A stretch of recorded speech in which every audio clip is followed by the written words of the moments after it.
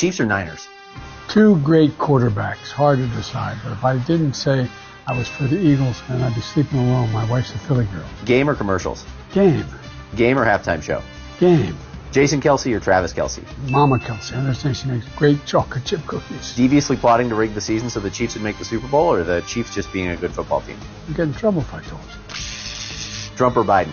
Are you kidding? Biden.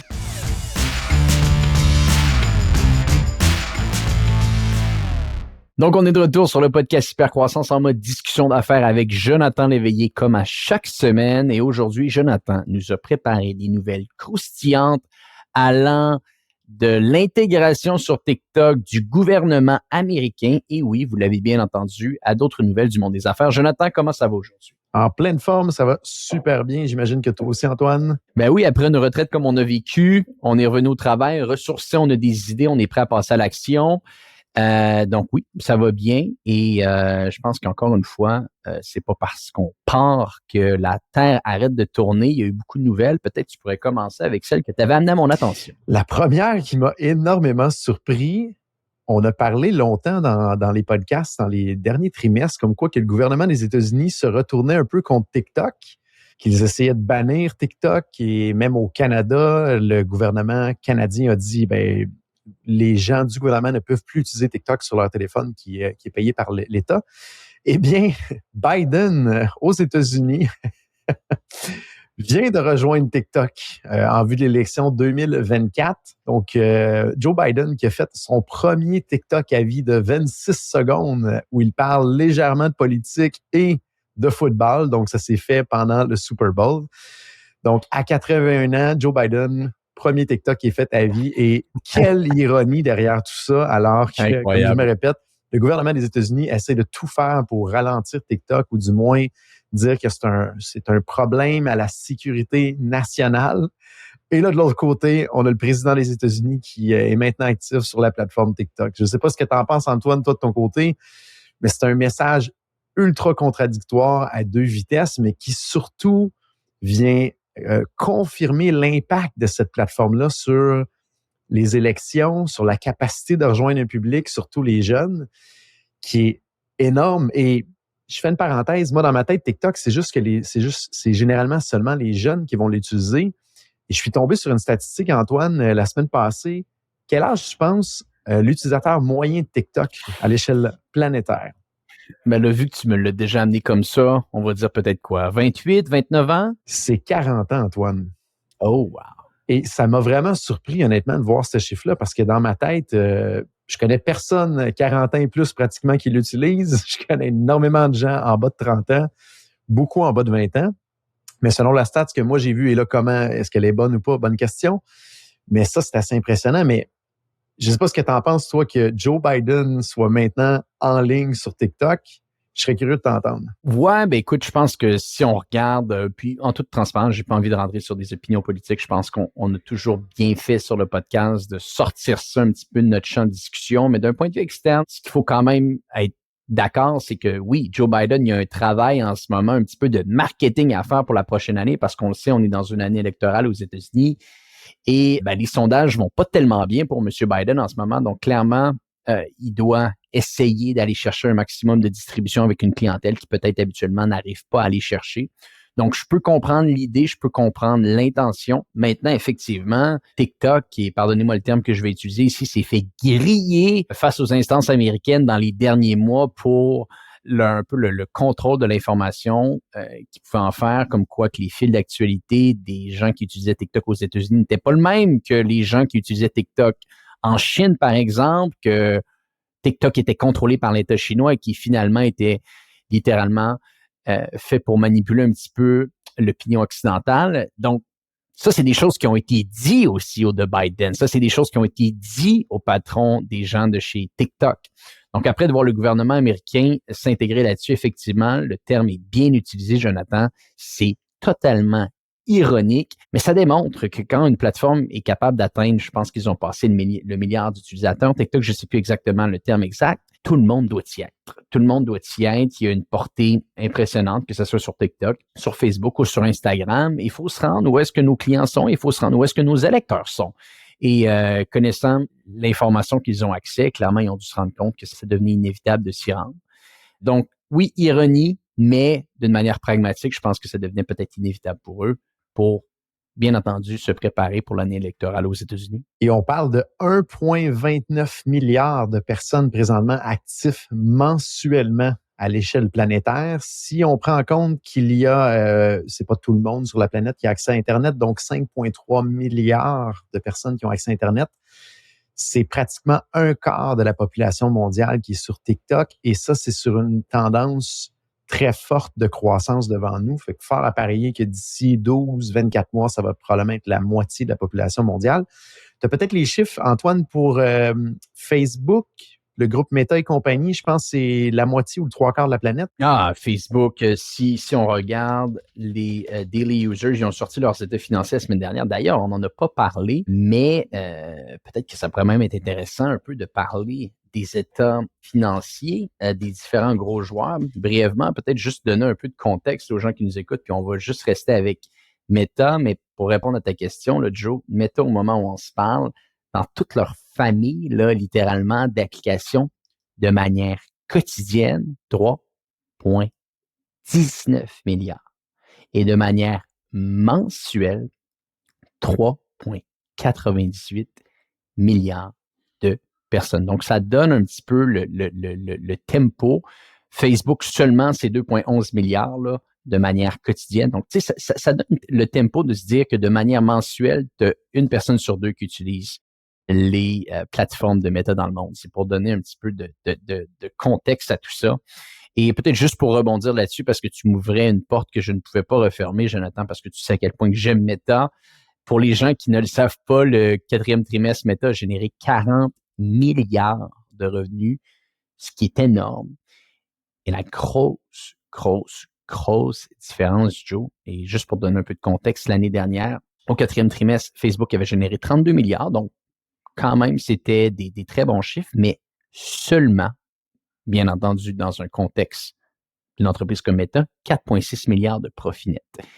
Et ça donnait un taux de pourcentage qui était beaucoup plus bas qu'à l'habitude. Et cette fois-ci, sur le 40 milliards qu'ils ont généré de revenus, ils ont fait 14 milliards de profit net. Donc, ils ont été capables de faire plus que x3 sur leur bénéfice net à la fin de la journée pour simplement une augmentation de 8 milliards du chiffre d'affaires. Donc, c'est quand même intéressant de voir cette dynamique-là où est-ce que Mark Zuckerberg parlait de l'année au complet, de l'année de l'efficacité. Eh bien, force est d'admettre qu'elle s'est matérialisée en année de profitabilité, cette efficacité-là. Donc, je trouvais ça intéressant de le mentionner. Je referme la parenthèse ici.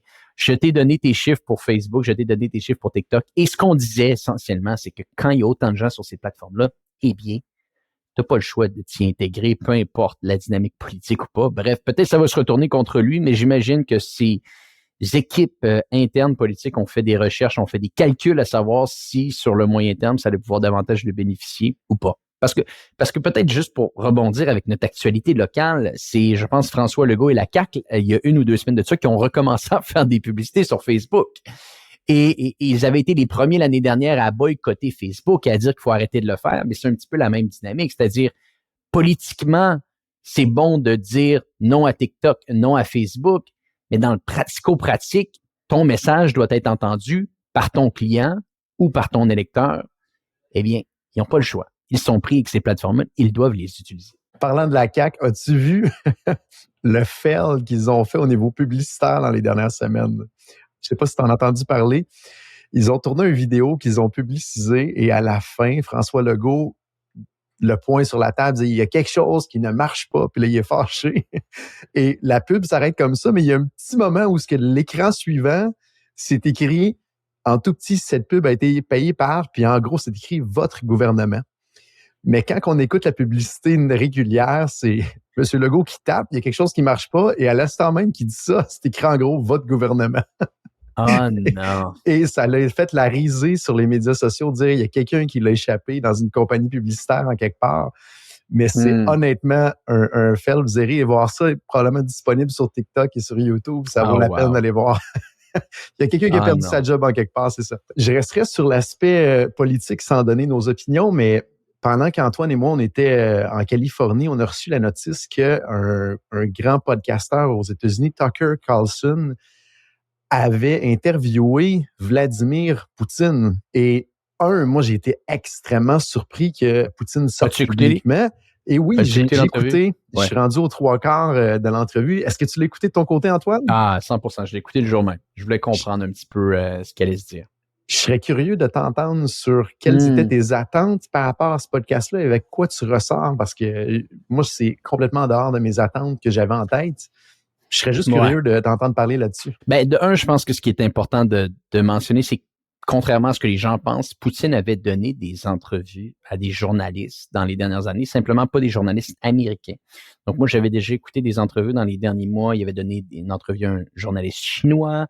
Il avait donné des entrevues à d'autres journalistes dans le monde, mais pas des journalistes occidentaux. Donc ça, je pense que c'est important de le mentionner. Puis oui, clairement, ça faisait du sens que ce soit Tucker Carlson qui soit choisi un petit peu pour l'interviewer, parce que Tucker Carlson, pour les gens qui ne le savent pas, n'est plus à l'emploi d'aucun réseau grandiose aux États-Unis, que ce soit CNN, CNBC, Fox News. Il travaillait chez Fox News. Il est rendu un indépendant. Donc, il n'a pas un agenda précis comparativement à des grandes chaînes qui habituellement ont des agendas précis. Surtout aux États-Unis, où est-ce que la plupart des grandes chaînes sont très, très politisées. Fox News vers la droite avec le Parti républicain et CNN qui est davantage orienté au niveau des démocrates. Et c'est dit, c'est compris. Donc, lui, il arrivait davantage avec une posture d'indépendant et c'est sûr et certain que Tucker Carlson, tu l'écoutais, il n'a jamais été tellement pour l'aide que les États-Unis faisaient à l'Ukraine. Donc, pour quelqu'un comme Poutine, ça faisait beaucoup plus de sens d'avoir une personne comme lui qui allait porter un message, qui allait faire une entrevue, que quelqu'un qui allait arriver et l'accuser pendant des heures et des heures et des heures de tout ce qu'il fait et à quel point c'est abominable. C'est très comprenable que la Russie ait choisi un joueur comme Tucker Carlson. Donc, ceci étant dit maintenant du choix de la personne qui a été prise, qu'est-ce que j'ai pensé de l'entrevue? Ben, de un, je pense que c'est intéressant d'avoir ces informations-là. Tu sais, encore une fois, peu importe où est-ce qu'on se situe dans l'échiquier politique, je pense que c'est bon d'écouter la liberté d'expression, d'écouter ce que les gens disent, peu importe que les gens soient des démons, comme malheureusement certaines personnes dans le monde peuvent l'être. C'est bon d'écouter au moins un aperçu, une conversation qu'il peut avoir pour comprendre des choses, Donc, moi, je suis vraiment arrivé dans un mode d'ouverture quand j'ai écouté cette entrevue-là. Et si après, on regarde l'impact que ça a eu, encore une fois, en termes d'avantages d'écoute, sur Twitter, il y avait des centaines de millions de views. Sur YouTube, il est rendu à des dizaines de millions de views. C'était quelque chose qui était attendu. C'était quelque chose que les gens voulaient voir. C'était quelque chose qui devait se dérouler. Et maintenant, après, on peut se le dire, si tu écoutes bien l'entrevue, Vladimir Poutine a clairement été capable de contrôler la narrative de A à Z et de raconter l'histoire et de dire à quel point que, je veux dire, c'était simplement normal que la Russie attaque l'Ukraine parce que l'Ukraine n'est pas un pays. Il faisait même pas mention de la souveraineté de l'Ukraine, littéralement. Donc, clairement, il a été capable de contrôler sa narrative de A à Z. Les 30-40 premières minutes, je pense que c'était un monologue, littéralement. Je me demande même si Tucker Carlson a été capable de placer 2 mots pendant ces 30-40 minutes-là.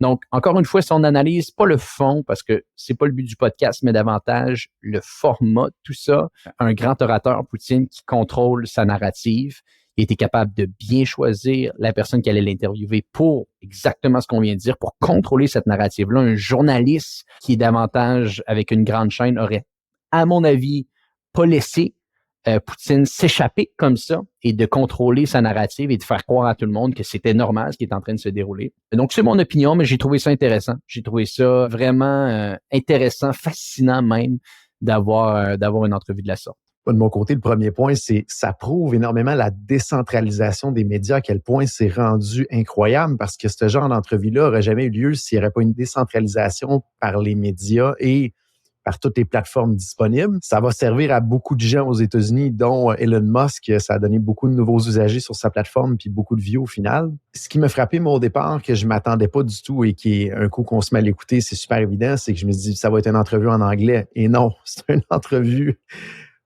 qui n'est pas en anglais, mais qu'il y a un traducteur qui est là en anglais. Et ça ne doit pas être facile.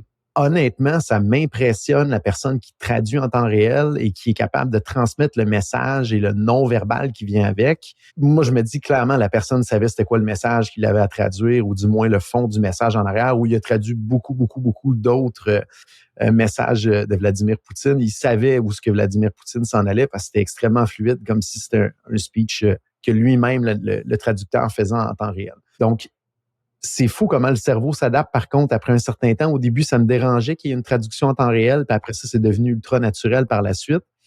Mais ça m'a frappé, puis j'ai peut-être mal compris, Antoine, tu pourras peut-être me corriger, mais au début, Vladimir indique qu'il veut prendre quelques secondes pour mettre un 30 à 60 secondes pour mettre la table, et ça se transforme en 30 à 60 minutes.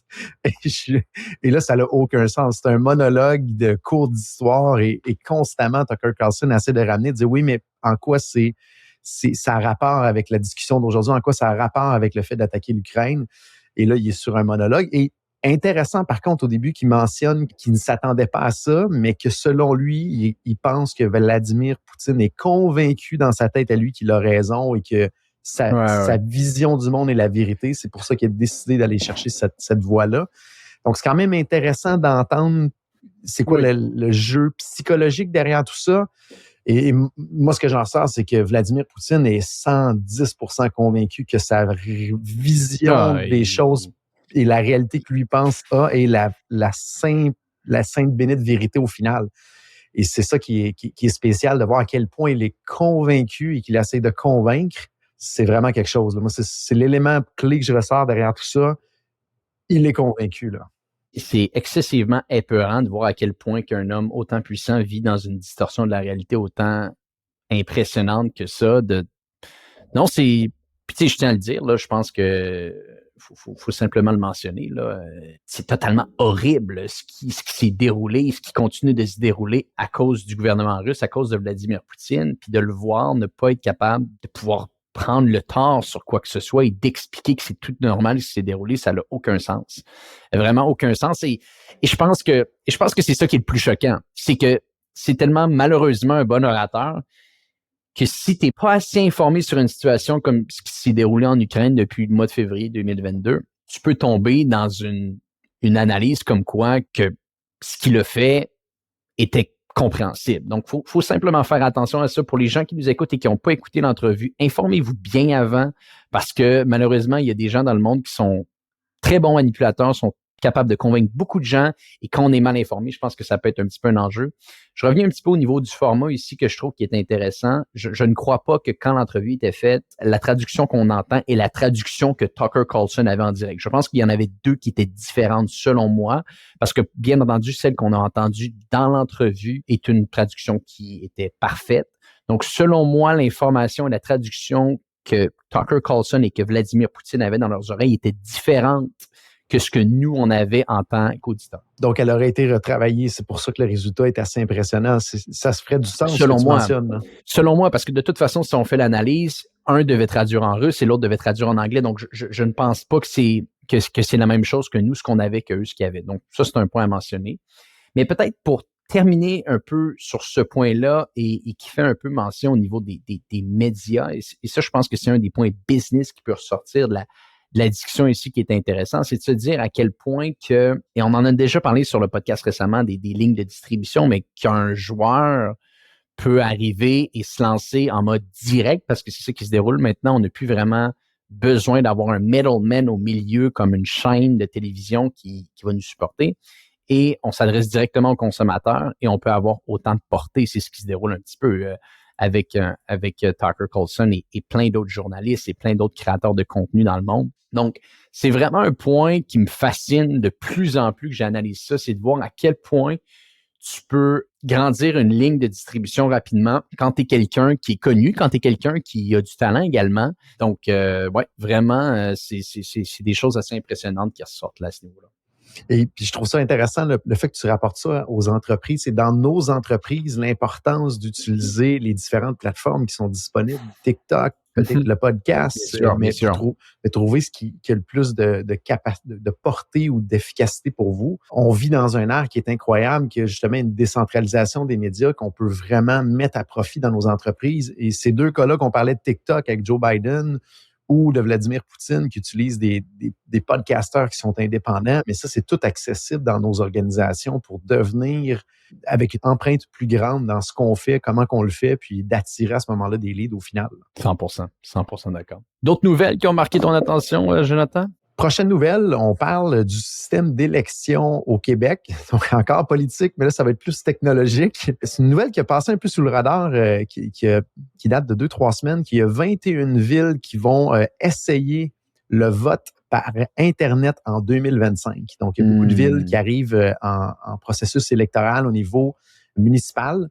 Donc, il y a eu, le gouvernement a lancé l'invitation à des villes pour participer à ce projet pilote-là. Donc, il va y avoir maximum 10% des électeurs des villes participantes qui vont être appelés à voter de manière électronique. Donc, on parle d'environ 300 000 Québécois qui vont pouvoir tester le système. Donc, c'est pas l'entièreté des gens d'une ville qui vont avoir cette possibilité-là. Ils n'ont pas encore dévoilé qui allait être le fournisseur technologique derrière tout ça. Ça devrait être fait à l'été. Je me croise les doigts en tant que payeur de taxes que ça ne sera pas encore nos fameux amis à 3 lettres de chez IBM qui ont lancé dans le mur d'autres projets du gouvernement, dont Phoenix au fédéral. Et ça clique également, mais je me croise les doigts que ce ne sera pas la même gang parce que sinon, on va sûrement se ramasser avec quelques enjeux au final. Donc voilà. Mais en tout cas, j'ai hâte de voir ça. C'est toujours intéressant de voir les projets technologiques parce que c'est ça, je regardais les projets technologiques publics. C'est l'application ArriveCan, qui était l'application canadienne. Il y a eu une article qui sortait dans les journaux. C'était supposé coûter 88 000 $. Je pense qu'on est rendu à quoi? Dieu. 80 millions de dollars à peu près dans ces eaux-là. Oui. Ça n'a aucun sens, Antoine. Puis tu sais, moi, je suis en tête de mon côté quand je regarde ces choses-là passer. Ça n'a aucun sens. C'est une totale mauvaise gestion. Un projet peut déraper à un certain niveau, mais de là de faire fois 1000 du budget initial, ça fait pas de sens. Ça n'a aucun sens, oui. Je fais une petite parenthèse.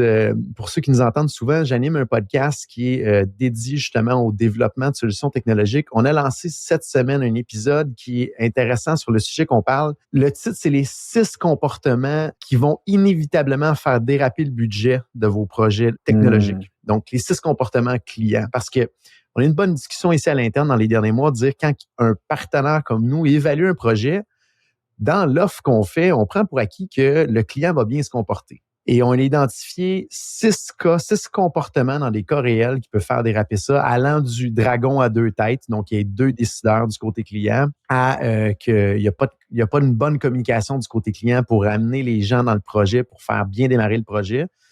Donc, allez voir ça sur notre podcast, le podcast Pivot. On pourra mettre peut-être les notes dans le lien de l'épisode. Si vous avez un projet techno qui s'en vient devant vous et que vous voulez essayer d'éviter des dérapages de budget comme on parle à l'instant, inspirez-vous d'un petit peu ce que vous allez entendre là-dedans.